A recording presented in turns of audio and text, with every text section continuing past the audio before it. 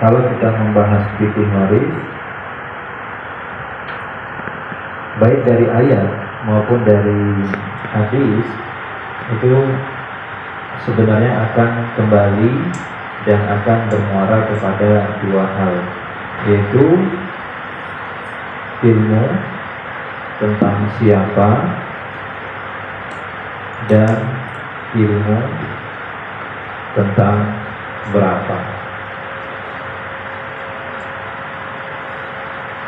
Siapa yang dimaksud di sini adalah siapa yang berhak mendapatkan warisan, dan konsekuensinya akan muncul siapa yang tidak berhak mendapatkan warisan. Kemudian untuk berapa, ini adalah mereka-mereka yang punya hak untuk dapat warisan, kira-kira jatahnya berapa, bagiannya berapa. Sehingga siapapun nanti yang ngajarin fikih waris, pakai buku apapun itu, berapa pertemuan pun itu, maka sebenarnya yang sedang dicari tahu adalah siapa dan berapa. Kemudian kalau ditanya fikih waris itu susah atau mudah, maka jawabannya adalah mudah. Karena siapa yang berhak dapat dan berapa bagiannya, ini semuanya sudah diatur. Artinya Allah yang sudah atur. Terus tugas kita ngapain? Ya sudah, tinggal belajar. Tugas kita tinggal ikut ketentuan yang sudah dibuat oleh Allah SWT. Nah, kemudian kalau ditanya, realita di masyarakat kan tidak segampang itu, gitu. Maksudnya kita masih menemukan fakta-fakta bahwa ada rumah yang mangkrak itu hasil waris.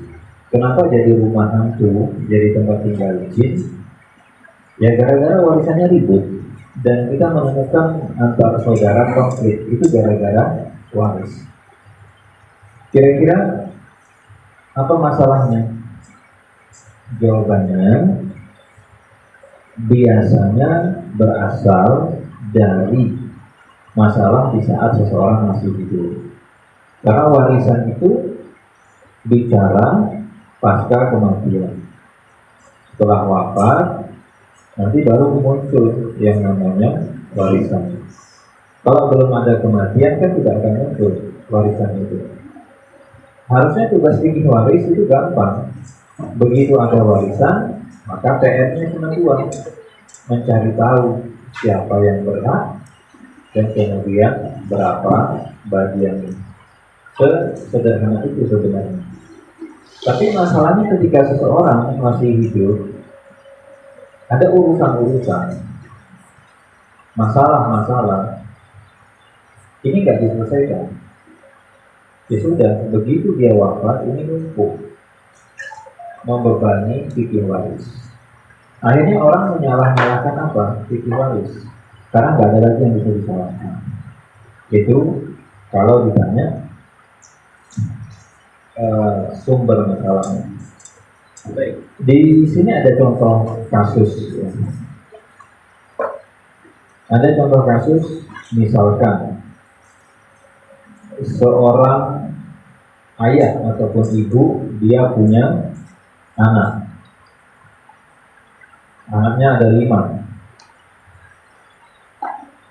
Ini ingin menunjukkan bahwa sebenarnya masalah di masyarakat seringkali berasal di luar fikih waris, sumber masalah. Ini punya anak 5, ada laki, perempuan, laki, perempuan, laki. Nah, dari 5 ini, anak pertama bisa dibilang sukses. Artinya dibandingkan saudara-saudaranya yang lain, dia punya harta lebih banyak. Akhirnya dia ngasih rumah untuk ayahnya. Pak, ini saya beli rumah, kemudian saya ada hadiah dan seterusnya. Pertanyaannya, kalau si bapak wafat, rumah itu rumah waris atau bukan?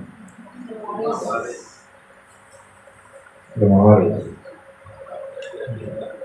Karena sudah dihadiahkan. Boleh nggak kalau misalkan si anak yang pertama mengatakan, ini yang beli saya, jadi ini bukan harta waris. Boleh atau tidak? Tidak boleh. Boleh selama kepemilikan belum beralih ke bapaknya, karena yang keluar duit anaknya. Oke.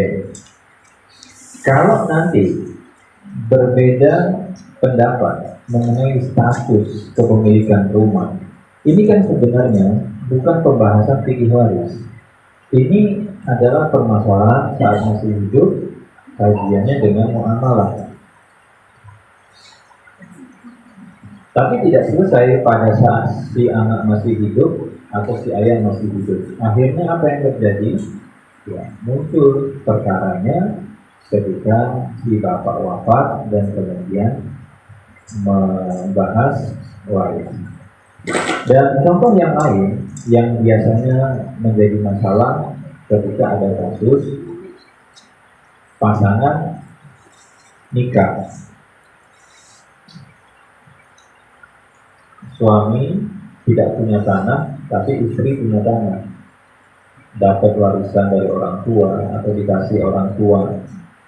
Akhirnya suami bikin rumah di atas tanah istri. Pertanyaannya,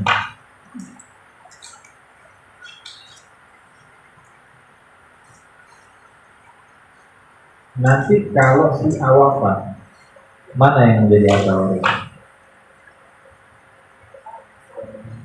Rumahnya. Bangunannya aja. Rumah atau tanah? Rumah.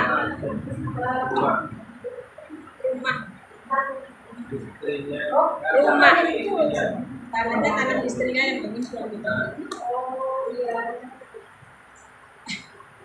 Sudah, jadi apa? Rumahnya. Kalau secara kaidah muamalah yang dimiliki oleh suami adalah bangunan, toh? Ya. Ya sudah. Ketika suami wafat, yang dibagi sebagai warisan adalah bangunan ini. Tapi gimana cara membagi bangunan?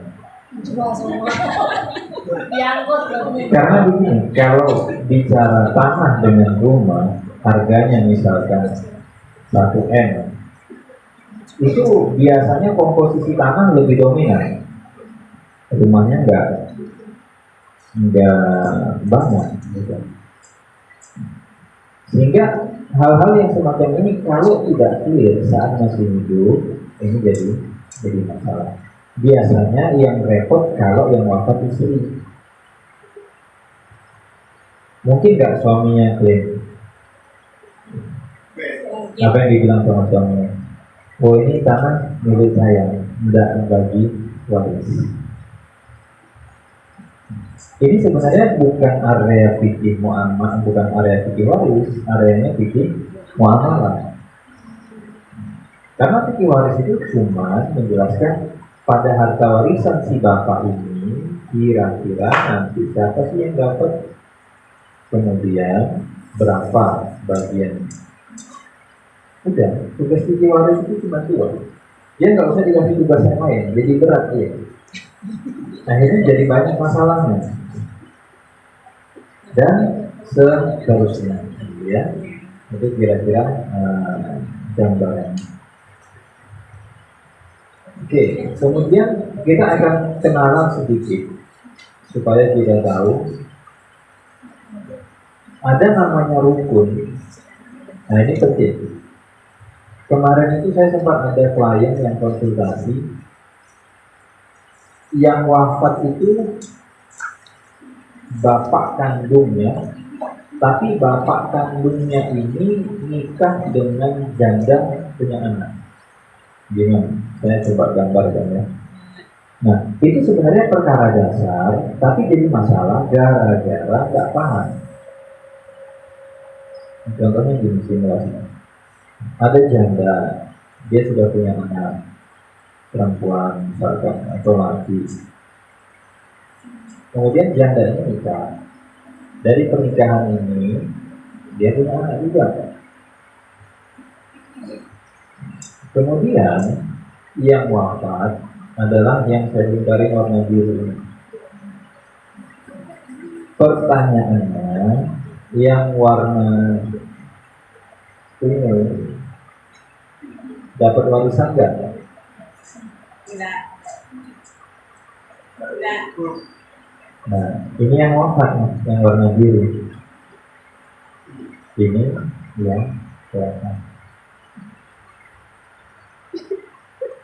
Dia ngotot, pokoknya saya harus dapat. Dan bisa. Karena kan bapak dia, kalau misalkan ini sebagai A, bapak dia bukan A, tapi bapak dia mungkin di sini namanya si C. Sudah, ini bapak ibu. Nah, ibu mereka sama.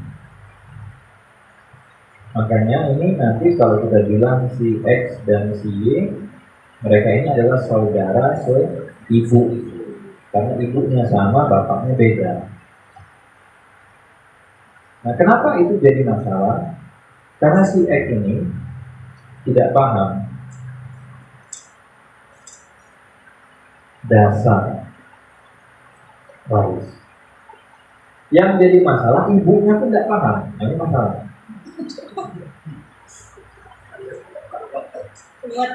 Kalau si ibu paham, itu dia bisa mengarahkan, ngasih tahu sama si X, nah, kamu itu anak ibu, sudah. Tapi si A itu bukan bapak kamu. Terus, ya kamu tidak dapat waris dari si A. Bapaknya si C. Nanti nunggu bapakmu wafat misalnya. Lihat, kalau misalkan si C dengan si B itu bisa dengan bercerai misalnya, harus dikasih tahu. Karena bagi si X, A itu bukan bapak. Si A itu adalah suami ibu saya. Nah, gitu. Bahasanya begitu. Itu suaminya ibu. Berarti bukan bapak kamu, bukan bapak saya itu. Maka dalam waris ini harus dipahami 4 poin dasar. Yang pertama itu adalah rukun. Rukun ini apa? Rukun ini adalah unsur. Rukun ini adalah komponen. Yang kedua adalah syarat. Yang ketiga adalah sebab. Yang keempat adalah penghalang. Nah, ini materi dasar. Yang pertama, apa yang disebut dengan rukun? Rukun, kalau dia ada, maka yang membutuhkan rukun itu pasti ada. Kalau dia tidak ada, maka yang membutuhkan rukun itu juga tidak ada. Apa rukun waris? Maka rukun waris ada 3. 1, pewaris yang wafat. Kalau belum ada yang wafat, maka nggak akan ada ceritanya kita bagi waris. Terus gimana kalau saat dikasih dia itu bukan waris? Karena harus ada yang wafat. Yang kedua adalah ahli waris. Ini yang hidup. Hidup kapan? Saat pewarisnya wafat. Dan yang ketiga adalah harta waris. Ini rukun. Artinya kalau ada pewaris, ada ahli waris, ada harta waris, itu mestinya ada yang namanya bagi waris. Tapi kalau di masyarakat ada orang wafat, ada ahli waris, Harta warisnya pun ada. Tapi kok nggak ada pembagian waris? Nah ini masalah. Pasti ada yang zalim di situ.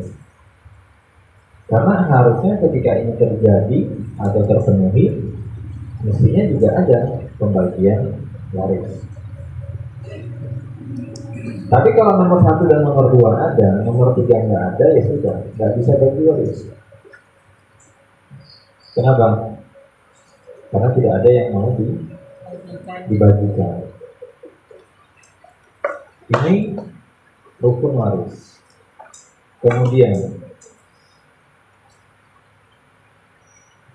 apa syarat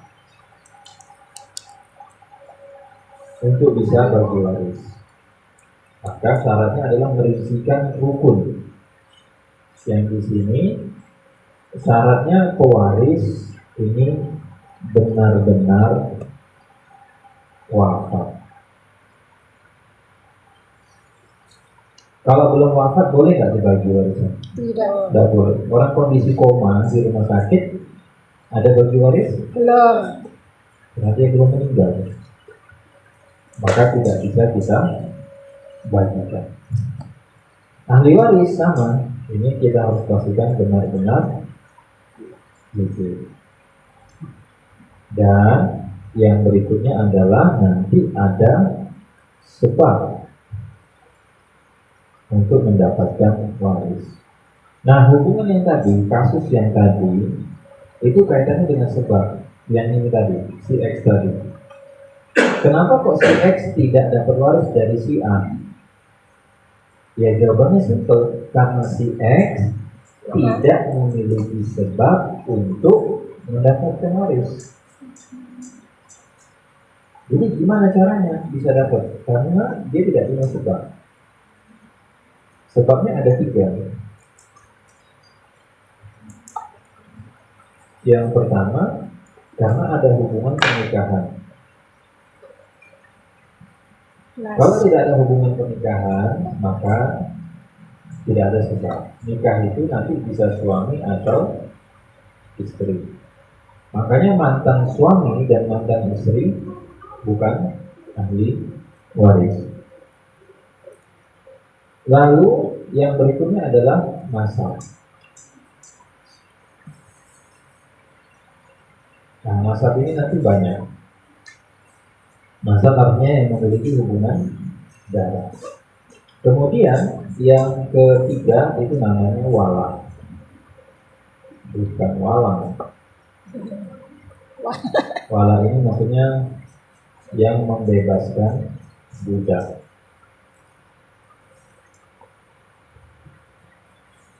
Nah, yang paling dominan mana? Yang paling banyak nanti dalam kasus-kasus ini. Yang paling dominan, yang nasab. Setelah itu nikah. Nikah itu pasangan, terbatas itu saja.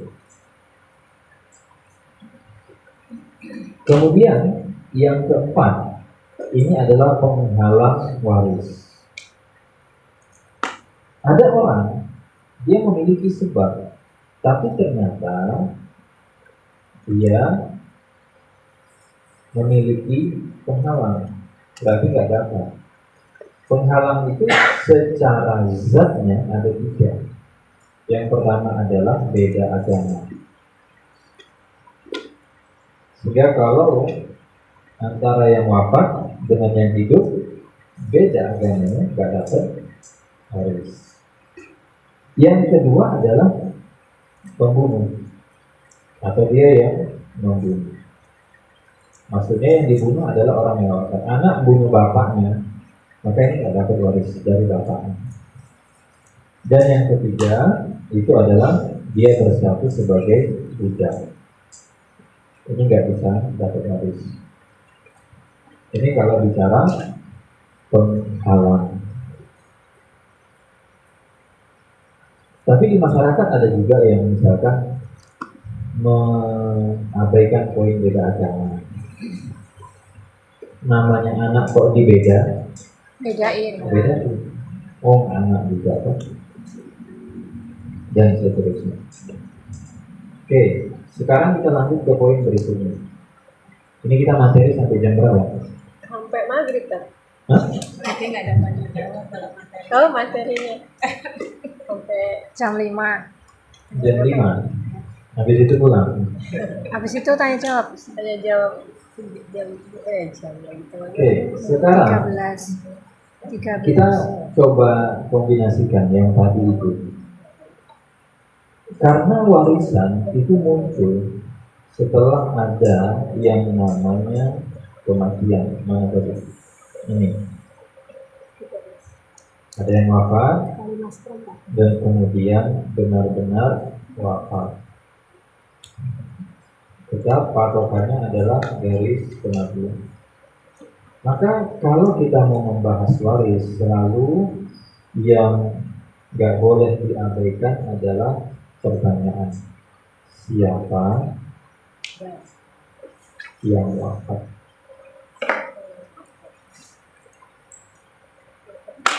Jadi kalau misalkan ada 10 orang yang Jadi wafat, pertanyaan ya tidak ada dalam masalah. urusan warisan. Kita mau bahas yang mana dulu? Yang penting jelas yang wafat siapa. Dan pilihannya kan cuma 2 nih ya. Kalau bukan laki, Perempuan. perempuan. Ayo. Tinggal nanti dicek. Dan ini akan memudahkan kita pertama untuk melihat orang yang masih hidup, dan pertama nanti di saat ada kasus waris yang cukup banyak jumlahnya.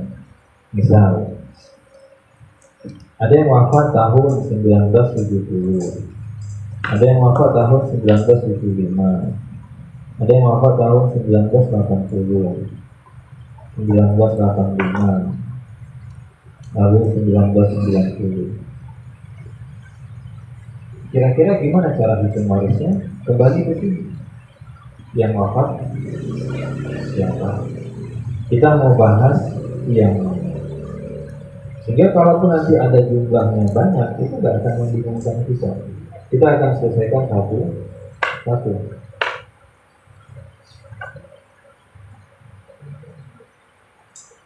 Dan seterusnya.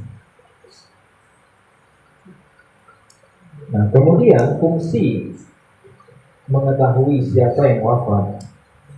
Dan ini nampaknya sepele, tapi kalau kita di masyarakat itu ketika mengajukan pertanyaan waris, seringkali sudut pandangnya itu adalah sudut pandang orang yang bertanya.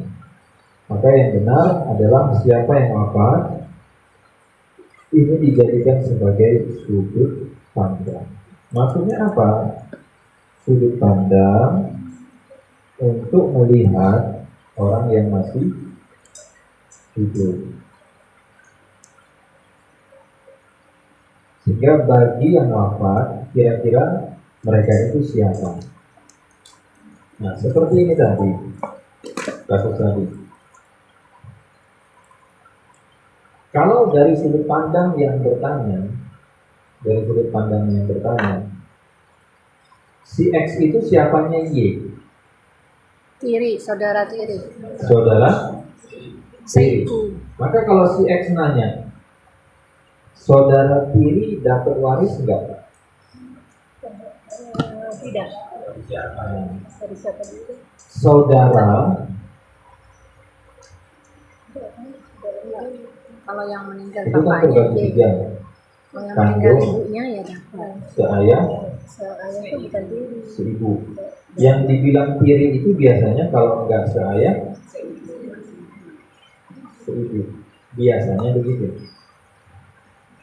Nah, kalau si Y nanya, si X atau saudara tiri saya dapat waris enggak? Tergantung siapa yang meninggal. Nah, itu kan sebentar. Ini yang wafat siapa? Baru bisa kita jawab. Kalau si Y bertanya tanpa menentukan yang wafat siapa, maka tidak bisa kita jawab. Maka kita akan jawab sama si Y. Bentar ya Y. Kalau yang wafat adalah si B, Ibumu si X dapat waris. si Y juga betul. Tapi kalau yang wafat si A, si X tidak dapat waris. Kenapa? Karena yang dilihat sama-sama si X, betul. Tapi ketika kita menggunakan kacamata si B, si X itu siapanya si B? Anaknya. Anak. Kalau yang wafat adalah si B, maka si X dapat waris. Tapi kalau dilihat dari kacamatanya si A, kira-kira si X siapa? Dia bukan siapa-siapa, cuman anaknya istri saya. Tidak ada hubungan nasab. Itulah kenapa melihat orang yang hidup menggunakan sudut pandang orang yang wafat itu penting. Tapi sekali lagi, ini yang kedua. Yang pertama ini dulu. Ini kita Pak, saya pengalaman biasanya kita tuh eyel-eyelan sama yang nanya dari sisi apa? Siapa yang wafat? Sudut pandangnya apa? Kenapa? Karena tidak konsisten. Dia pengennya dari sudut pandang yang bertanya, bukan dari sudut pandang orang yang wafat. Nah, nanti kalaupun kita mau bahas kasus waris di 10 kasus bisa. Mau bahas yang mana? Yang 2005. Baik, kita akan cek orang yang hidup di 2005 itu siapa, dan bagi yang wafat mereka itu siapa. Kalau mau bahas kasus waris di tahun 75 bisa juga. Siapa saja orang yang hidup di 75. Dan itu nggak akan bingung kalau kita berpijak dengan Siapa yang sudut wafat? pandang orang yang wafat. Clear bagian ini? Ya. Ya. Sama nanti kalau misalkan kita mendengar orang bertanya kasus waris, seseorang wafat meninggalkan ibu, itu yang kebayang di benak saya, ibu dari Yang meninggal. yang Bukan. Anaknya berarti kan meninggal. begini, ada orang wafat, Punya ibu. kemudian dibilang dia punya ibu. Seorang wafat meninggalkan ibu, lalu meninggalkan anak, Punya anak. misalkan 3, laki, perempuan. Maka kita bilang berarti yang wafat tidak punya istri. Oh, ada istrinya. Dia juga di ibu saya. Nah kan, salah Bang? Berarti itu posisinya di sini, bukan sebagai ibu. Oh. Kenapa? Karena kita melihat dari sudut pandang yang wafat. Bagi yang wafat itu bukan ibu, tapi istri. Tapi kalau dilihat dari kacamata yang nanya, ya itu bagi yang bertanya ibu. Sehingga berbeda yang melihat, berbeda pula penamaannya. Dan ini penting supaya nanti tidak bingung. Sudah. Poin berikutnya yang krusial juga adalah Berapa? tadi satu sudah, siapa yang wafat, sudut pandang, kemudian yang ini adalah fokus pada tahun wafat. Jadi ketika ada kasus tidak langsung diselesaikan, maka kita tidak membahas pada saat kasus itu ditanyakan, tapi pada saat orang ini wafat. Karena bisa jadi kasusnya baru ditanyakan di 2025, tapi orang itu wafat di tahun 1975. Maka kita akan cek kembali ke sini. Baik, kita mundur ke 75, ada apa kejadian di tahun 75? Bukan di tahun 2025. Karena bisa saja di saat 75 anaknya 10 itu masih Hidup semua. hidup. Begitu di 2025 bisa 2 orang. Kalau kita ditanya mau hitung waris, ya sudah kembali ke Yang hidup. 75.